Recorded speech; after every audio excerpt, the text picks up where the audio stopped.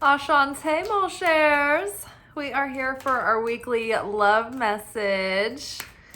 This is our weekly romance oracle reading. We're using the Romance Angels Oracle deck by Doreen Virtue, out of print now, and the Tarot for the Psychic Heart by John Holland. It's a tarot that is like customized through the lens of relationship, if that makes sense. Our first card out for the week is let your friends help you. Ask for and accept support from others. You guys, this may not be exclusively about romance. Today, the last few days, I have been specifying my prayers, asking for some direction and an answer or a solution about something. And lo and behold, today I ran an errand to one of the shops that I frequent like once a week to, re-up on various supplies. And the girl that I always get into like shooting the breeze with gave me a really great idea in the direction of something that felt like a big hell yes. It just felt like light and uplifting.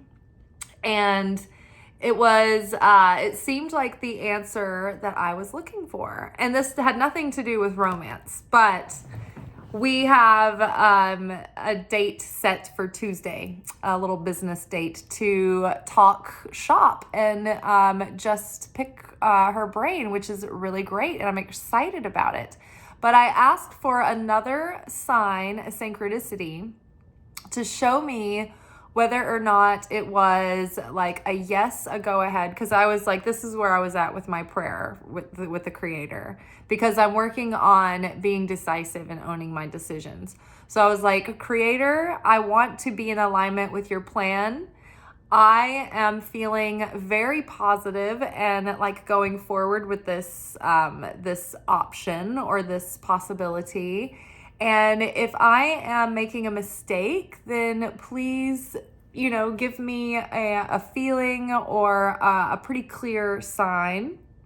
And if this is like a go ahead or, well done, then I would love a confirmation sign that is so obvious that it is just undeniable.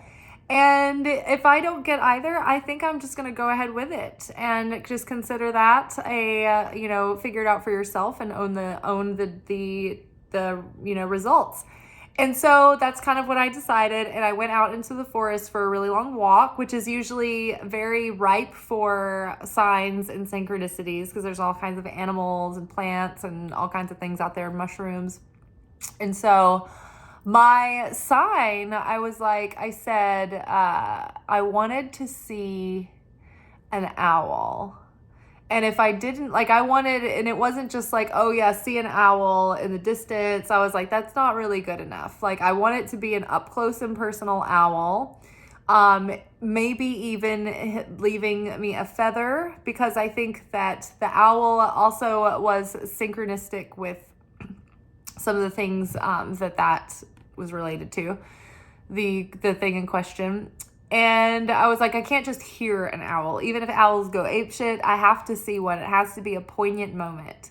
And so I didn't really see any in the woods, but I was still really excited, and it didn't affect. I was not affected. I was not affected by not seeing the owl. I was still feeling very much intrigued and excited, but not feeling like I had this desperate sense to take an action, but sit with it and feeling better and better. So, and the reason I'm telling this story and unpacking it is because I think we are often talking about these concepts, but hearing it broken down and workshopped in live, like real time, I think is very helpful. And so this is a case of having a situation where I could be the cause consciousness or effect consciousness, depending on whether or not I am being reactive or if I'm choosing with sovereignty, right? And then also the looking for the sign and not making something a sign, right? Making it very specific. So I go to Home Depot because that's on my list of things to do. And I was excited to get some of the rest of the gardening supplies that I needed to put in my summer vegetable, herb, and flower garden. And lo and behold, I've been wanting ranunculus for like ever, like some really good, really pretty ones. And I planted bulbs last year and they didn't bloom, or they came out in a weird time. And so I wasn't sure if some of the other pots were going to bloom this year or not. And I definitely wanted ranunculus. Is that how you say it? I don't know. But I wasn't sure if I wanted to get bulbs again. And I looked for bulbs and they didn't have them. And I went out into the garden center and there were beautifully like cultivated, healthy, giant blossoms of ranunculus in all kinds of planters of like different sizes. And I went ham. I'm so excited. I got them home. And I found a cactus that I wanted. It's one of those pipe cactuses with the sticker things on there. I used to have one named Buster, and he froze. He got too big to come in. So Buster's back. Bustin' makes him feel good. So I'm excited about Buster. And so I got home and I had like all of these ranunculus and all the rest of my seeds and one of those little half barrels to put strawberries in. So excited. I'm unloading my car and I look up and right along the edge of the forest, like right behind my garden, there's like this big dead tree. And I see this giant mass of like kind of tan and beige. I'm like, what is that? Is that like the dead leaves? I was like, it's probably the dead leaves in the branch. It's way too still. And as I got closer, it was an enormous owl who was so chill and just sat there, and me and Owl hung out while I did some late night gardening and I transplanted some rosemary bushes. How witchy is that? I have rosemary at my garden gate and I transplanted my fresh rosemary bushes at my garden gate in the company of an owl, like under the waxing moon. Coming up on eclipse season, as the sign and synchronicity that I asked for to confirm the opportunity that was presented to me today. And oh my God, do you guys remember earlier in the week, one of the messages, there was that sentence that was like a way out. Someone's going to offer you a way out. I thought about that immediately, right? So let your friends help you. Be choosy about who you're like. Now, I want to be careful about what I say because I would not have expected this advice to come from this interaction because it wasn't necessarily like a close friend that I would confide in, but it's someone that I do shoot the breeze with and get to talking to, right? And so those were when some of those ideas come out, right?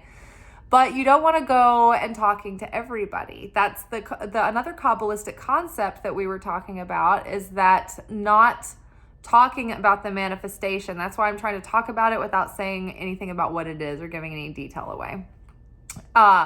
Because that keeps the energy potent and it keeps it protected. And it's funny because she mentioned that she hadn't told anybody about this thing. And she was like, it just seemed like I just, for some reason, mentioned this to you. And I was like, oh my gosh. This is exactly the thing that I was like looking for. So it was so crazy.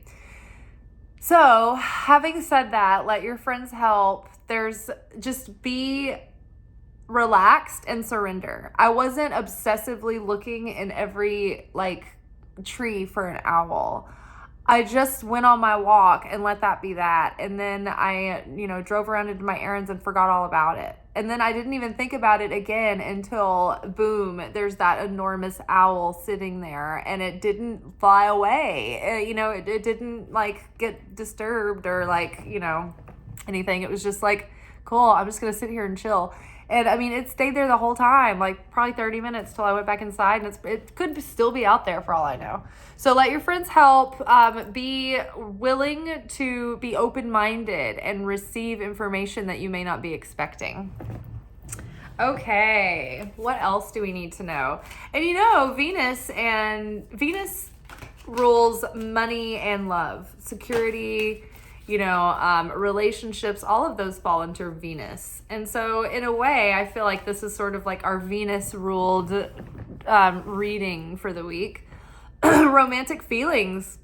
Your feelings are real and worth exploring. Ooh la la. So I know for myself, if I don't necessarily, like sometimes I don't have anyone that I have romantic feelings for at a moment, but something will start stirring in me, this intuitive hit, and I will start feeling romantic feelings, and they will start like ruminating within me, and I won't even know where they're coming from or what to direct them to. I just stew in it. And it's usually right around that time that like suitors will come in, or I'll meet like one particular person or something that just kind of came out of nowhere and unexpected, right? So even if there is not a specific person, don't feel silly about like cultivating just a sense of romance in your life. I have never been so elated and excited by just putting my hands in some dirt this week, like even just for 30 minutes a day. For some reason, it was so much more potent this week, the excitement and the anticipation of it, than it ever has been before, which is great because it's like, when simplicity can offer you a deep sense of fulfillment like that, like that you're scratching the surface of something good, right? That's like the like little waft of a breeze of what it's like to be in that fulfillment and that connection with the creator, right? When you're just like satisfied and in the simplicity, and it's all good and it's all beautiful. So don't shy away from your feelings this week. Lean into your feelings. Feel them, observe them, and don't let them control you. But what are they telling you? Are you feeling like, man, my life isn't very romantic or fun, and I need to add some of that into my life? Then yeah, do it. Like even like in small ways. I had to go take all my packets of seeds out into the garden today and kind of plan, where the planters, like what was going to go in what. And I needed to go out there in a hurry, and I needed something to throw all my packets in. And I had this little French like wicker foraging basket. It's an antique. And so I was so cottagecore. I was like, this is the best. I've got my provincial French wicker like foraging basket. Who knows who carried it? I've got my seeds. I'm so excited. Like everything's all good. It felt very romantic. So it's like little things that you can do for yourself that'll help. I also surprised myself because I was feeling so positive about the little clue that I hit upon today that I've been wanting to try scotch, and I've never tried scotch before. And I mean, I've tried like a scotch cocktail at work that I've discovered I really like, and I always thought I would really like scotch. It always sounded really good. But I discovered in college that I had some kind of crazy, strange, weird reaction to whiskey. And if I have even just a sip of whiskey, like it can make me like violently throw up like over and over and over again for like 20 hours or something. Like every 30 minutes, even like 20, 15 minutes, crazy. But yeah, apparently like the scotch, if I just sip it, very, very tiny sips, it doesn't seem to do the same thing. So I don't know. I got myself a bottle of single malt scotch, and I'm pretty excited about it. So I'm going to have that over some ice, have a bath after this. I know I'm being very I'm telling you guys all about my day while we're doing the reading, but I feel like it kind of gives the essence of like ideas of how to get these feelings going and lean into spring and Aries season. And oh my goodness, so yesterday Mercury was conjunct Chiron, and basically Chiron is the wounded healer. Chiron is like our main core wound that we're given in a lifetime that we learn some deep and poignant lessons from that are pivotal in our destiny, let's say, the unfolding of us. And that healing, discovering that what that wound is and healing that wound and bringing acceptance and compassion to that wound, actually it can potentially turn that wound into your superpower. when you get clarity around it, it can be part of your calling that you use to help others with. And so that is just so in the air right now. So there could be a lot of clarity coming through, a lot of healing that is just freeing up a lot of space within you to feel the romantic stirrings of excitement for life again, right?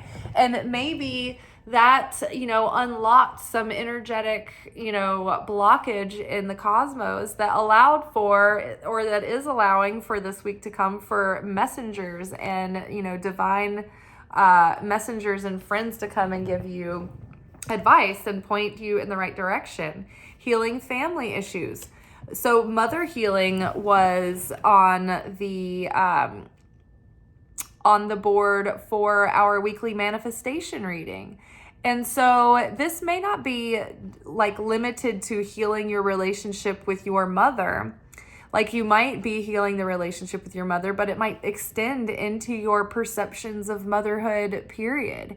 And it could be that you are on your mother's side healing the sins of the generation and breaking curses on your mother's side and root healing and root work. Now, on my mother's side, our family came from Syria. And so we were Jewish and Syrian on that side. And my great grandfather immigrated over during World War I and started over here.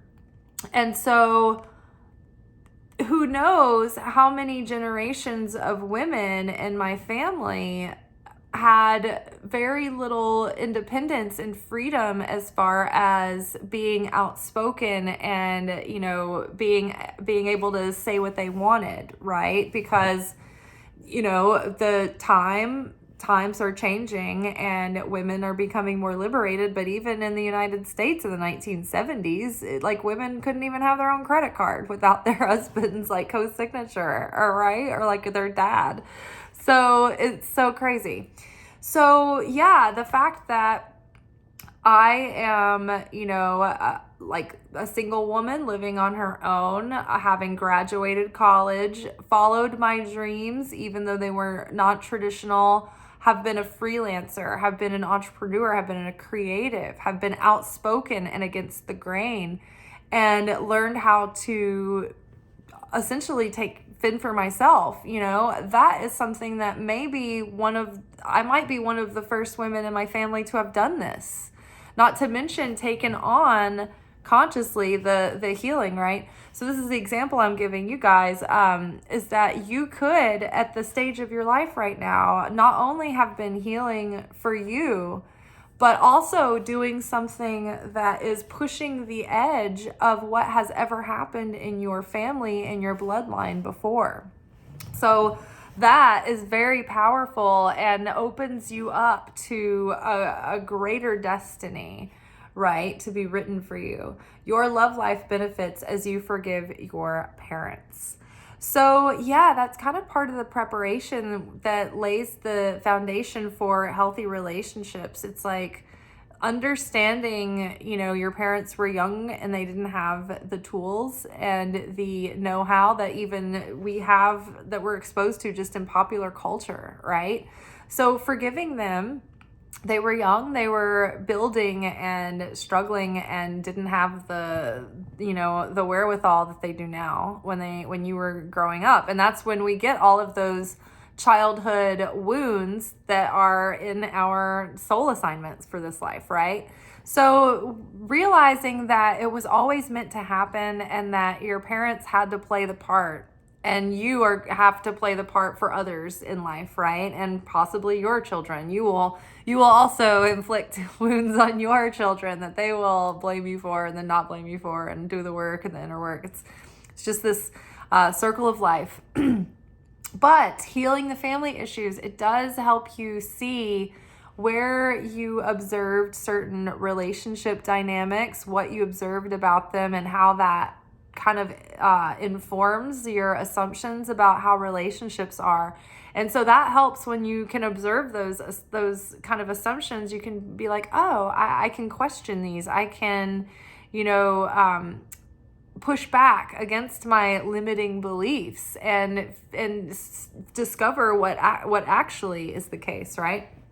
So healing family issues, discovering and learning how to have healthy relationships, discovering our attachment styles, and where we might fall on the scale of codependency and enmeshment and those things, and learning how to identify those in ourselves so we don't perpetuate those patterns in our own relationships. Because the relationship that you have with your parents is similar to the relationship that you're setting yourself up to have, or that you can unconsciously play out with the partners, the people that you're romantically attracted to, as well as the dynamic that you've witnessed between your parents. Okay, so give your relationship a chance. Work on your partnership. So if you're single and like ain't nobody in your midst, then this is a great chance to work on your relationship skills, right? There's so many great books to read out there. It's like, where do you even start? But like attachment styles of that book, Attached, I think it's called. Like, I really want to read that one. That would be a great place to start.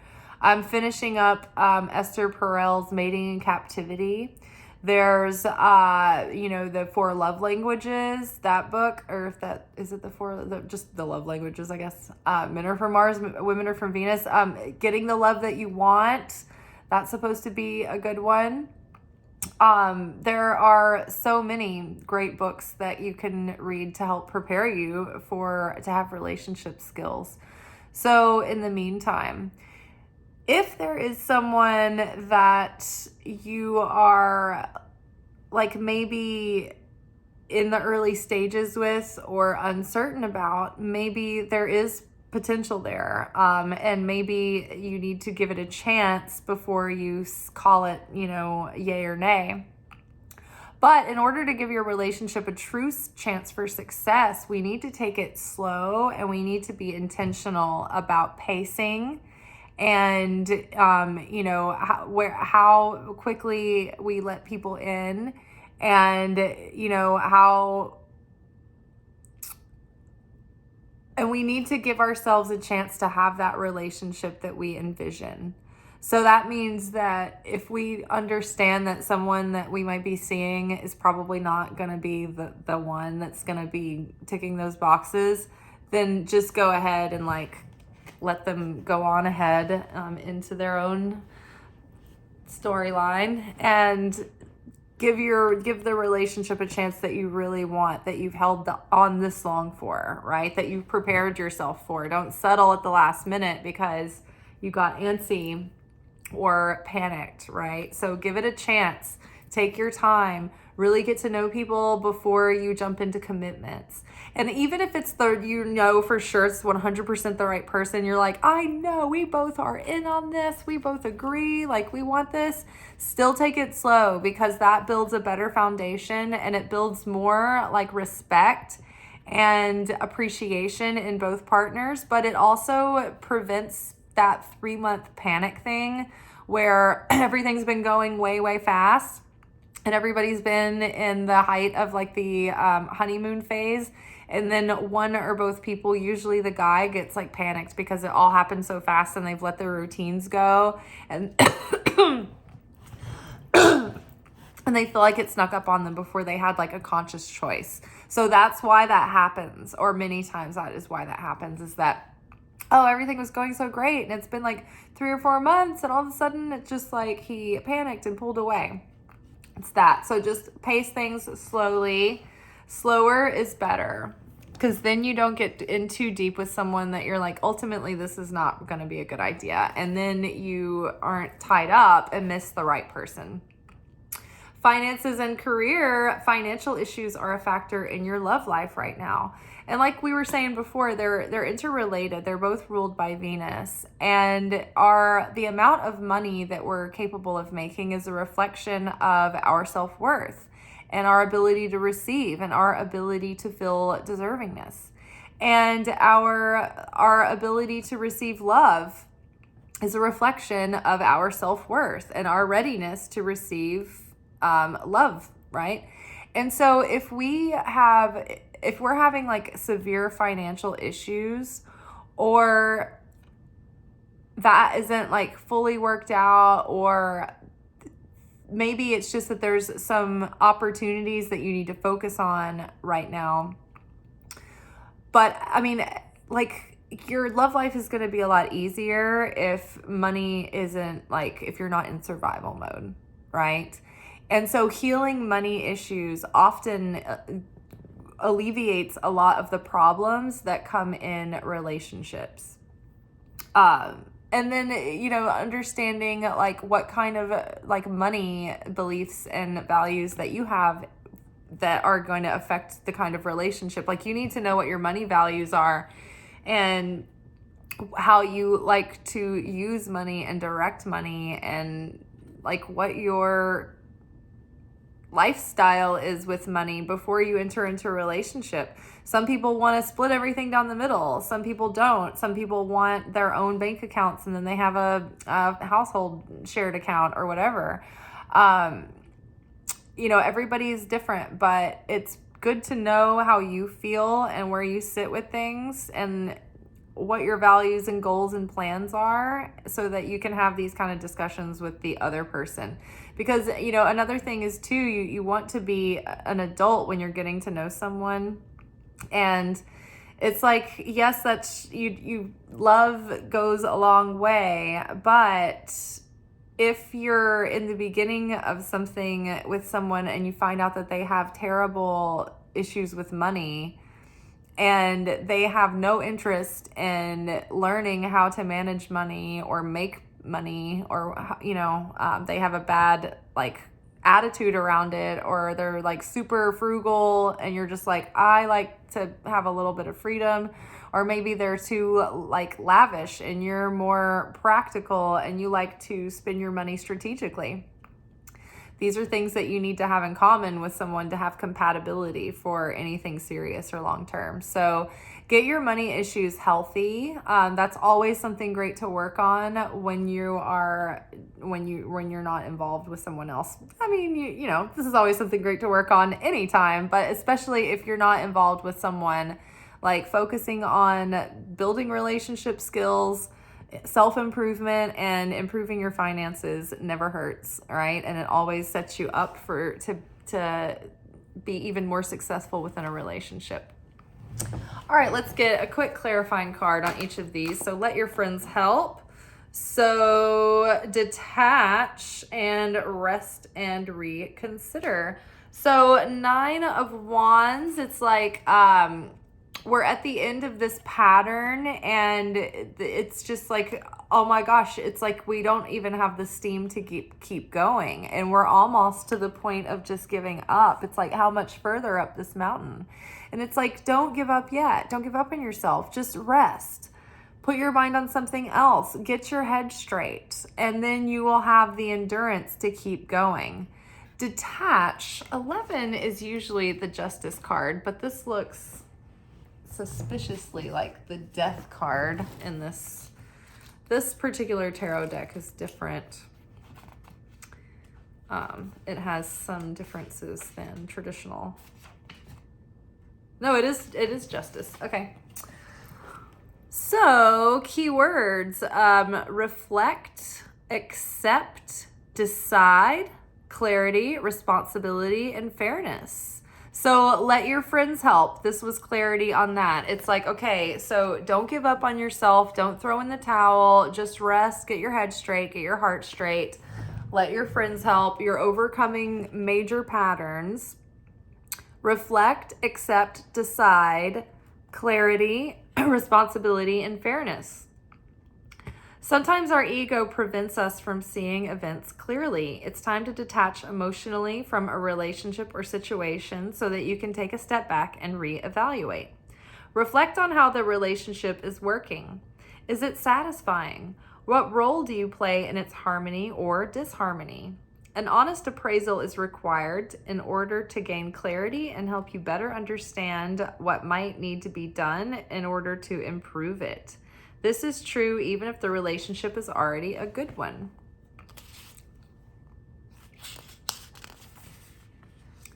It's important to accept that your previous actions, decisions, and beliefs have led you to your current situation, whether it's pleasant or difficult.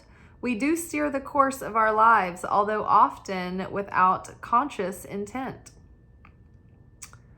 By assessing your situation and accepting responsibility for it, you're able to free yourself from the need to blame another person or destiny. There's no guilt associated with this card, only clarity and empowerment. Once you've detached yourself from and examined a relationship, lack of a relationship, or other matter of the heart, you're in a better position to decide what your next step might be.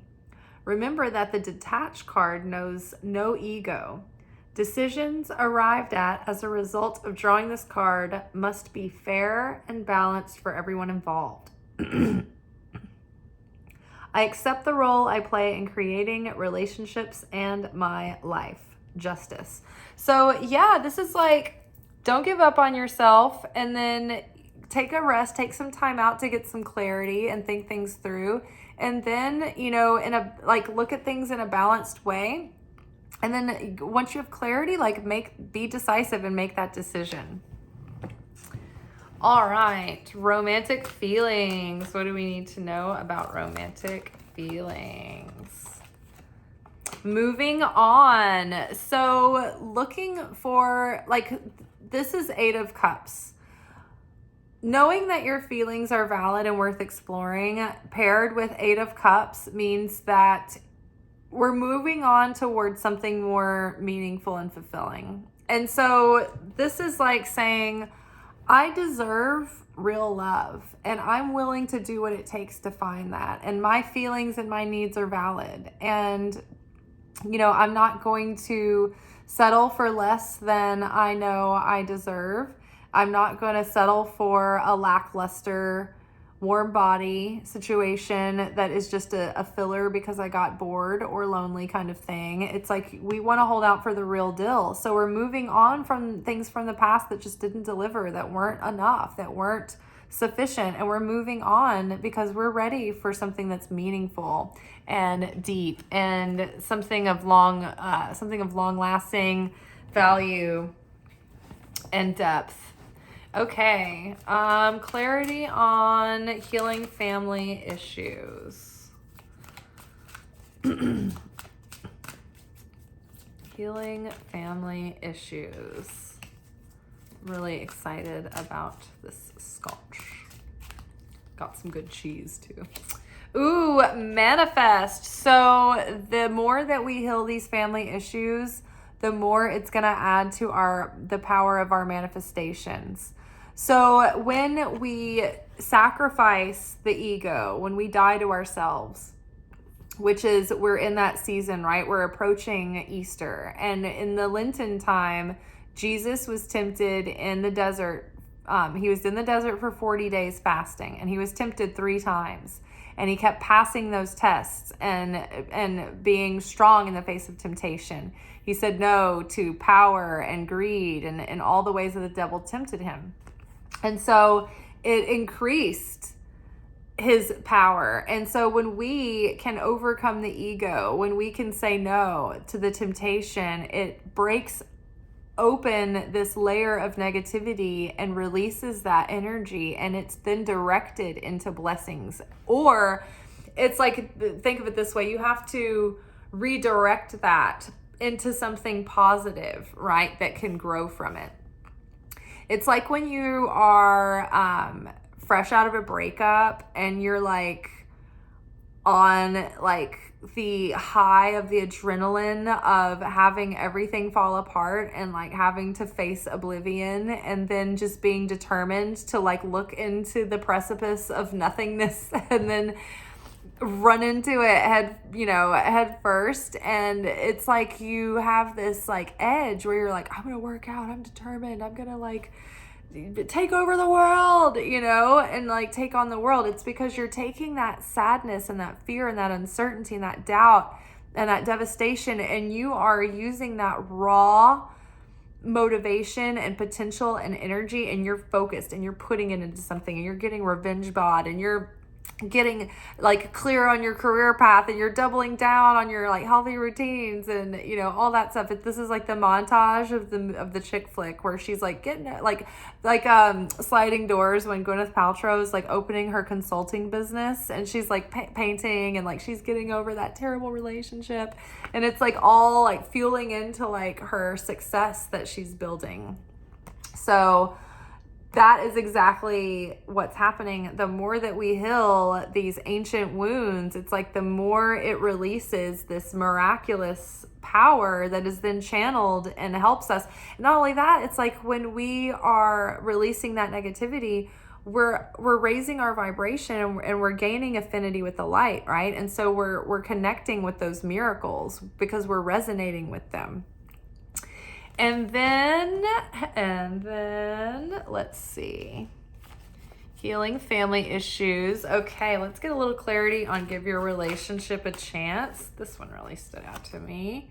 Ooh, move, Chariot. So Chariot came up in our daily reading today. Chariot is a card where it is about victory and forward momentum and movement and being acknowledged and recognized and being successful. But that is based on how well we can maintain control of our affairs, how well we can maintain control of our balance our life, right? Balance our own independence with bringing a person in. Balance our emotions with our head, right? Being in a state of balance, boldness, perseverance, endurance, strength, focus, intent, right? These are all things that take conscious application of will and discipline. And so the give your relationship a chance, it's like it's going to take your conscious application of will and to maintain this determination and balance, but you can be victorious. But it's going to be equivalent to the amount of work that you put in and the strength that you have to keep the promises and to yourself and the boundaries that you've decided you need to set, and to hold true to your vision of love and your vision for your future and your values, right? And to stick to that. Okay, and then last but not least, let's get a little bit of clarity on career and finance. What is this? Ooh, feeling alone. So yeah, maybe feeling a little bit of overwhelm and a little bit lost with career and finance. I mean, that's why it's obviously like, if it's like you need to work on your career and finance in order to improve your love life. It's like there's something about career and finance that is keeping us worried, and it's like we're focusing on spilt milk. When you look at the traditional artwork in the tarot, the Five of Cups is